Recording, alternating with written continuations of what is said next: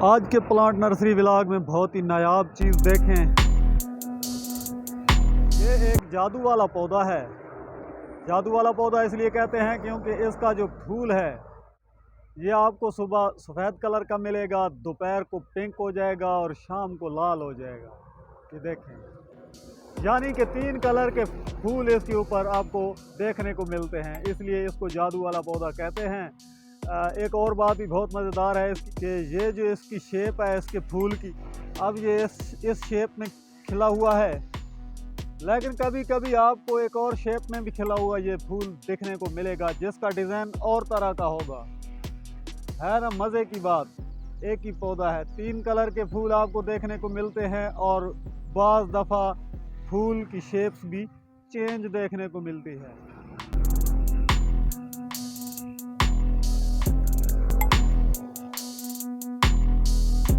अस्सलाम वालेकुम, मैं हूं आमिर सलीम खान और आपको आपके अपने गार्डनिंग चैनल अहमद नर्सरी पे खुश आमदेद। पाकिस्तान में इसको कॉटन फ्लावर के नाम से जाना जाता है। ये कॉटन फ्लावर हिबिस्कस है। कॉटन फ्लावर इसलिए कहते हैं क्योंकि इसका जो पत्ता है, इसके पत्ते की शेप कॉटन के पौधे यानी कि कपास के पौधे के साथ मिलती जुलती होती है।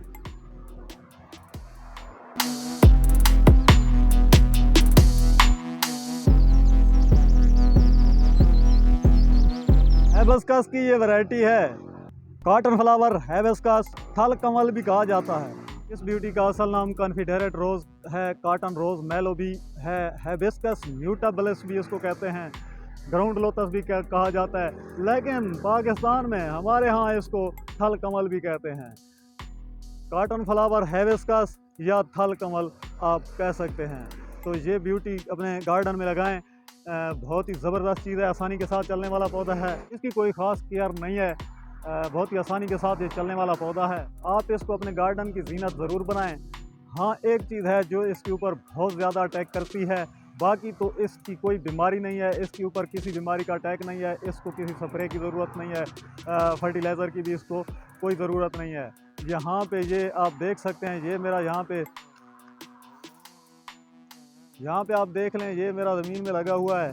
बस ये नॉर्मल हम इसको पानी देते हैं, जैसे बाकी इन पौधों को हम पानी देते हैं, इसको भी इसी तरह नॉर्मल पानी मिलता है। वैसे इसको पानी सर्दियों में कम चाहिए होता है क्योंकि इसके ऊपर फ्लावरिंग होनी होती है, तो फ्लावरिंग के सीज़न में इसको पानी ज़्यादा मिल, फिर ये उस तरह नहीं खिल पाते फूल जिस तरह कम पानी में ये खिलेंगे। तो सर्दियों में इसको पानी कम, ख़ास तौर पे फ्लावरिंग के मौसम में कम मिले तो इसके ऊपर शो ज़्यादा होगा, इसके ऊपर फूल ज़्यादा निकलेंगे और फूल इसके मोटे होंगे, बड़े होंगे। तो गर्मियों में इसको पानी नॉर्मल रूटीन के साथ मिलता रहे तो ये चलता रहता है आसानी के साथ, इसकी कोई ख़ास केयर नहीं है। हाँ, एक चीज़ इसके ऊपर बहुत ज़्यादा अटैक करती है जो कि इसको बिल्कुल ख़त्म कर देती है, और इसी वजह से आपको ये पौधे देखने को नहीं मिलते कहीं भी, कि वो इतनी ख़तरनाक चीज़ है जो इसको ख़त्म कर देती है। लेकिन उसको ख़त्म करना बहुत ही मुश्किल है, उसको काबू या कंट्रोल करना बहुत ही मुश्किल, क्योंकि उसके ऊपर किसी स्प्रे और जहर का असर होता नहीं, तो उसको काबू या कंट्रोल करना बहुत मुश्किल हो जाए। और वो चीज़ मिली बग है। मिली बग एक ऐसी चीज़ है जिसको जहर या स्प्रे से कंट्रोल करना बहुत मुश्किल है। वो एक मरतबा जब पौधे के ऊपर लग जाए तो फिर वो पौधे को ख़त्म करके छोड़ती है। तो इसके ऊपर मिली बग आशिक होती है, इसके ऊपर बहुत ज़्यादा अटैक मिली बग का होता है और वो इसको ख़त्म कर देती है। अच्छा, इसके ऊपर भी मिली बग का अटैक हुआ था, बहुत ज़्यादा इसके ऊपर मिली बग का अटैक हुआ है, जिसका मैंने आपको लाइव दिखाया भी है, मेरी वीडियोस मौजूद हैं। मिली बग के अलावा इसको कोई इशू नहीं होता, कोई बीमारी इसको नहीं लगती, सिर्फ मिली बग ही इसकी जान ले लेती है, इसीलिए आपको ये पौधे देखने को नहीं मिलते। आपको ये पौधे बहुत कम देखने को मिलते हैं क्योंकि मिली बग इनको ख़त्म कर देती है, इनके ऊपर बहुत ज़्यादा अटैक होता है मिली बग का। तो ये यहाँ पे किस तरह हमने इसको बचाया है, यही पौधा था, इसके ऊपर बहुत ज़्यादा अटैक हुआ था मिली बग का। मेरी वीडियोस आप मेरे चैनल पे देख सकते हैं, इसी पौधे को मैंने बचा के दिखाया है मिली बग से, और इंतहाई आसान और सादा सा मिली बग को ख़त्म करने का मैंने जो तरीका बताया है वो आप देख लें।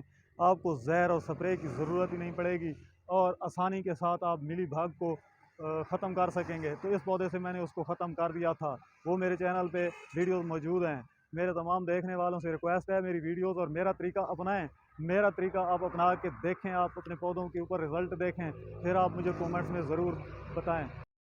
अगर कोई मेरे बहन भाई गार्डनिंग चैनल वाले मेरी वीडियो भी देख लें तो वो भी अपनी ऑडियंस को ये तरीका बताए। ये बहुत ही आसान और सिंपल सा तरीका है और मैंने इस ब्यूटी को मिली भाग के ख़तरनाक अटैक से किस तरह बचाया है, यहाँ पे आई बटन में या एंड स्क्रीन पे आप वो तरीका देख सकते। ये पौधा उसका सबूत भी है, कितना खूबसूरत यहाँ पे बना है। अब थोड़ी सी मुझसे मिस्टेक हो रही है क्योंकि ये नीचे जो माल पड़ा है उसको पानी ज़्यादा चाहिए होता है, ये ऊपर जो फूलदार और इस पौधे को पानी कम चाहिए होता है, लेकिन इसको हम भर के पानी दे रहे हैं, इसीलिए अभी भी ये थोड़ा सा सही बुशी टाइप नहीं बना, लेकिन बहुत खूबसूरत गोल झाड़ी बन चुकी है और बहुत ज़्यादा इसके ऊपर अभी फ्लावर्स निकल रहे हैं।